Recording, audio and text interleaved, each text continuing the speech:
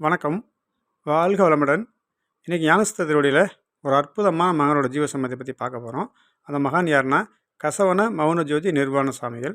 திண்டுக்கல் மாவட்டத்திலேருந்து 25 கிலோமீட்டர் தொலைவில் இந்த கசவனம்பட்டி இருக்குது.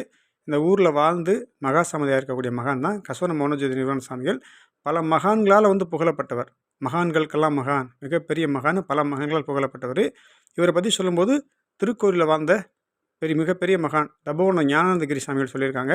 மகான்களில் இவர் ஒரு துருவ நட்சத்திரம் அப்படின்னு சொல்லியிருக்காரு. அதே மாதிரி பார்த்தீங்கன்னா புரைபாலம் கோடீஸ்வர சாமிகள் இவர் மகான்களுக்கெல்லாம் மகான் அப்படின்னு சொல்லியிருக்காரு. இவர் யோகிராம் சுரத்குமார் திருவண்ணாமலைக்கு திண்டுக்கல்லேருந்து யாராவது போனால் அங்கே மிகப்பெரிய கடல் இருக்குது, ஆன்மீக கடல் இருக்குது, அதை விட்டுட்டு இங்கேயே இந்த பிச்சைக்காரனை தேடி திருவண்ணாமலைக்கு வந்திருக்கீங்க அப்படின்னு சொல்லியிருக்காரு. அதேமாதிரி மாயம்மா ஒரு 3 முறை இவர் சந்திச்சா சொல்கிறாங்க. அவங்க யாராவது கன்னியாகுமரிக்கு காரில் போகிறாங்கன்னா அவங்களும் அவங்க கிளம்பி வந்துடுவாங்களாம். தூரன்னு சாமியை பார்த்துக்கிட்டே இருப்பாங்களாம். அந்த மாதிரி பெரிய பெரிய மகான்கள் சித்தர்களால் புகழப்பட்டவர் சாமி. சாமியோட பிறப்பு வளர்ப்பு யாருக்குமே தெரியாது. நிர்வாணம் மௌனம் 1900 வாக்கில் ஒரு 10 வயசு குழந்தையா ஊருக்குள்ளே வந்திருக்காங்க. அவர் யார்கிட்ட எதுவும் பேசினது கிடையாது. அவர் பார்த்தீங்கன்னா அந்த ரோட்டில் இருக்கக்கூடிய இந்த இலைகளை தலையில் எப்படிங்க சாப்பிட்டுருக்காரு.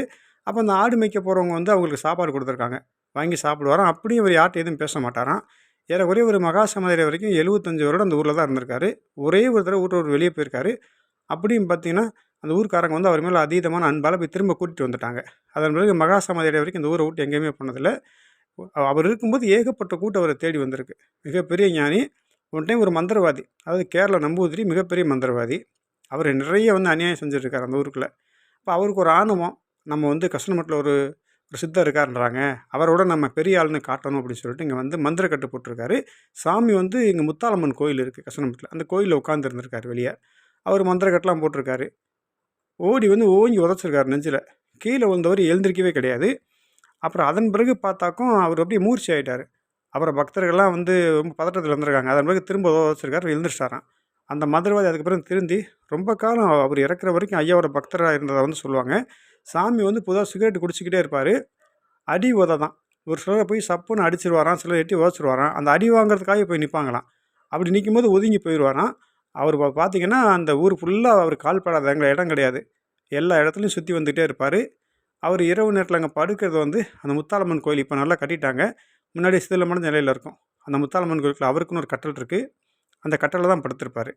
அந்த டயத்தில் டிஐஜி பொன் பரமகுரு அவர் ஒவ்வொரு மகான்களாக பார்க்க போயிட்டு இருப்பார். அவர் தபோவன சாமிகிட்ட போகும்போது கசனம்பட்டி அவங்க ஒரு பெரிய மகான்காக நினச்சி விட்ருக்காரு.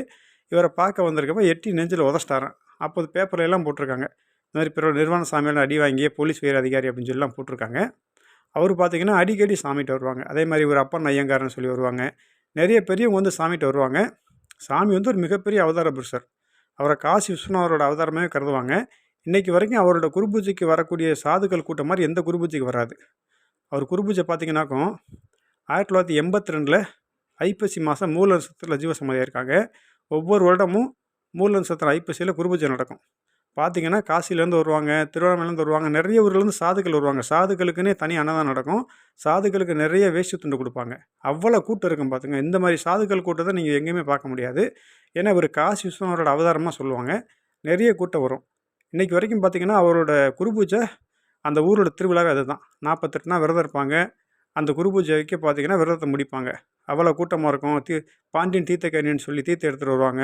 ரொம்ப விசேஷமாக இருக்குது. அற்புதமான மகனோட ஜீவசமாதி. திண்டுக்கல்லேருந்து 25 கிலோமீட்டரில் இருக்குது. நீங்கள் திண்டுக்கல் வந்தீங்கன்னாக்கும் கசவனம்பட்டி போய் அந்த மகானோட ஜீவசமாதி தரிசனம் பண்ணுங்கள். உங்களுக்கு ஆன்மீக வழிகாட்டியாக நிச்சயமாக இருப்பார். ஏன்னா ஆன்மீகத்துக்கு மிக முக்கியமான மகானுவங்க. திண்டுக்கல் வந்தீங்கன்னா உங்கள் ஜீவசமாதி தரிசனம் பண்ணி ஆசீர்வாதம் வாங்க. நல்லது. நன்றி. வாழ்க வளமுடன்.